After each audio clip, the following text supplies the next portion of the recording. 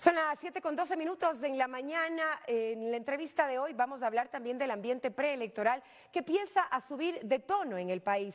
Partidos y movimientos políticos de oposición que integran la llamada unidad acordaron designar a su candidato presidencial hasta el 31 de agosto, mientras que Alianza País lo hará en su convención de octubre próximo. En 2017, ¿cuánto incidirá el reagrupamiento de las fuerzas de oposición? ¿Cuáles son los retos del oficialismo? Además, la propuesta de consulta popular y la reelección indefinida son los temas que hoy proponemos para el debate. Doris Solís, secretaria ejecutiva de Alianza País. Señora secretaria, buenos días y bienvenida a este espacio. Creo que el planteamiento está hecho. ¿Cuánto incidirá el reagrupamiento de movimientos y partidos políticos de oposición en una sola candidatura para 2017? ¿Y cuál sería a partir de aquello el reto para Alianza País? Bienvenida. Buenos días, Marcela. Un saludo a los amigos que nos miran en este momento. Yo creo que hay una clara diferencia entre el esfuerzo que Alianza País está realizando a lo largo y ancho de la patria para construir un programa de gobierno que corresponda a las necesidades del pueblo ecuatoriano, y lo está haciendo con la militancia, con las bases, con la ciudadanía, mientras por otro lado las fuerzas de la oposición ensayan unidades, todo tipo de acuerdos, pero que no están sustentados en propuestas programáticas, sino en intereses particulares y de grupo, lo cual hace absolutamente vulnerable y poco destinada a tener éxito este tipo de unidad. Nosotros creemos, a diferencia de lo que señalan actores de la oposición, que la unidad tiene que hacerse sobre la base de propuestas, sobre la base de principios, y estos actores no han dicho absolutamente nada de los problemas y necesidades que tiene el pueblo ecuatoriano. ¿Cómo continuamos en la ruta para construir un país más justo, más equitativo, que derrote definitivamente la pobreza? Por ejemplo, es algo que está absolutamente ausente del debate de la oposición.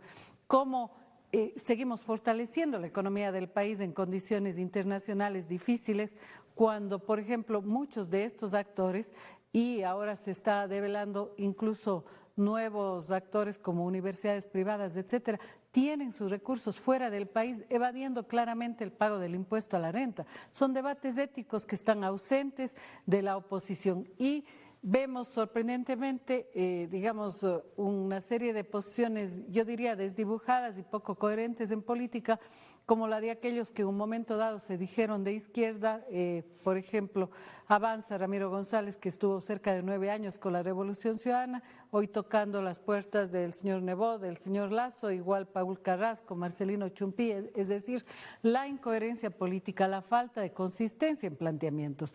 Y yo creo, Marcela, que no puede decirse, por el contrario, sobre todo nuestros jóvenes saben la importancia de que los actores políticos definan sus posturas políticas. Sin embargo, sorprendentemente se habla de que no importan las ideologías porque lo único que les une es su afán de derrotar a la Revolución Ciudadana, lo cual creo que empobrece enormemente las opciones de la oposición e incluso el debate político. Ministra, secretaria, pero para el 2017 serían aparentemente dos las opciones: la continuidad del un lado con Alianza País o el cambio desde el lado de los movimientos de oposición. Usted decía que carecen de propuestas, pero se ha escuchado hablar, por ejemplo, de mejorar la economía, de aumentar las plazas de empleo. En el tema de educación también se han escuchado propuestas que probablemente no están ajustadas a lo que se ha venido haciendo en 10 años, pero no quiere decir que no existan.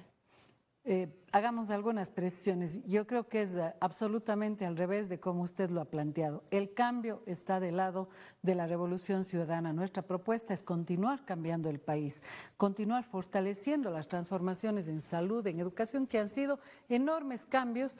Y basta comparar lo que teníamos hasta el 2006 con todos los cambios y transformaciones que se han realizado en el Ecuador, en salud, en educación, en deporte, en vialidad, en vivienda, en cultura, en aspectos productivos, en grandes proyectos estratégicos para la patria, en soberanía, en dignidad. En cualquiera de los campos, el país cambió de la mano de la Revolución Ciudadana, y nuestra propuesta es seguir cambiando de manos de la Revolución Ciudadana. Dos puntos la continuidad del pasado significan precisamente la oposición.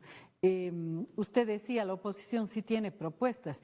Nosotros hemos convocado a un pacto ético, por ejemplo, porque la gran propuesta para el tema de la economía es fortalecerla con recursos nacionales. No se puede convocar, por ejemplo, a gran inversión extranjera cuando los propios actores políticos que supuestamente hablan de desarrollo para el país tienen sus capitales y sus fortunas fuera del Ecuador. Este es un tema de principios muy importante. ¿Cómo fortalecemos el empleo juvenil? ¿Cómo fortalecemos el trabajo digno? Son tesis de la Revolución Ciudadana que nos encantará en las próximas semanas poder debatir con Suma, con Creo, con los diversos actores de oposición. ¿Dispuestos a debatir entonces con los actores de oposición? No solo dispuestos, nosotros convocamos a que el ejercicio político en los próximos meses no sea las componendas, las candidaturas anticipadas, las peleas anticipadas, los acuerdos bajo la mesa, estas mezclas absolutamente inconsistentes en términos de ideología política, sino el debate programático. Poder mirar los modelos de desarrollo, los modelos de Estado, de sociedad. Es claro que hay visiones absolutamente contrapuestas. Ya el señor Lasso se ha pronunciado contra las apuestas de educación y eliminaría Cenecit, que ha sido un gran instrumento de la transformación en el conocimiento, la ciencia y la tecnología en el país. Por otro lado, se han pronunciado claramente contra lo que ellos llaman el gasto público, es decir, la gran inversión de la Revolución Ciudadana en salud, en educación, en vivienda, en derechos sociales. Esos temas tenemos que debatir de cara al pueblo ecuatoriano, precisamente para que pueda el pueblo ecuatoriano escoger la mejor opción para la continuidad de esta construcción de un país de igualdad de oportunidades. Están conscientes, doctora Solís, pero que hay quizá algunos puntos que jugarían en contra del gobierno, el tema de la desaceleración económica, por ejemplo, el desgaste propio que ha tenido el gobierno en la práctica en estos 10 años. Si usted mira las cifras de la encuesta más grande que se ha realizado en estos últimos meses, la del CIES, muestra cómo el gobierno nacional, el presidente, el vicepresidente continúan con un apoyo sobre el 60%. Yo creo que este es un dato muy relevante, cómo a pesar de las dificultades del estado de ánimo de los ecuatorianos es positivo. Otro dato relevante, cómo en el pasado no se creía en las instituciones de la democracia. Hoy el ecuatoriano cree en las instituciones de la democracia, en el nuevo Estado que estamos construyendo, cree en Alianza País cerca de un 40%, lo cual es un dato duro, muy importante.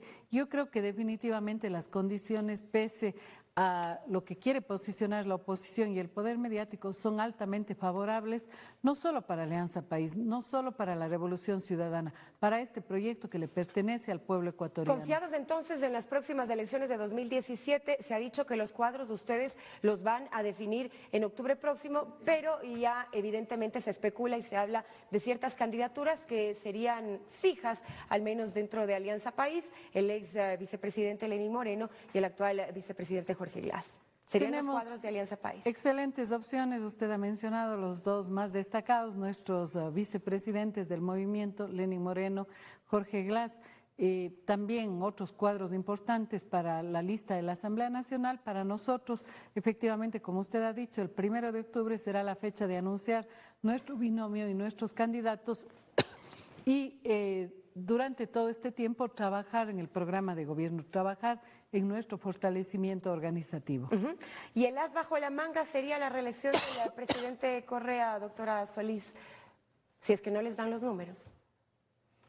No, no se trata de los números. Creemos que el proyecto político y la Revolución Ciudadana han ganado una adhesión absolutamente consciente, fundamentada del pueblo ecuatoriano, sembrada en la enorme cantidad de obras, de transformaciones que hemos realizado, y la iniciativa de proponer al presidente Correa es una iniciativa del colectivo de jóvenes.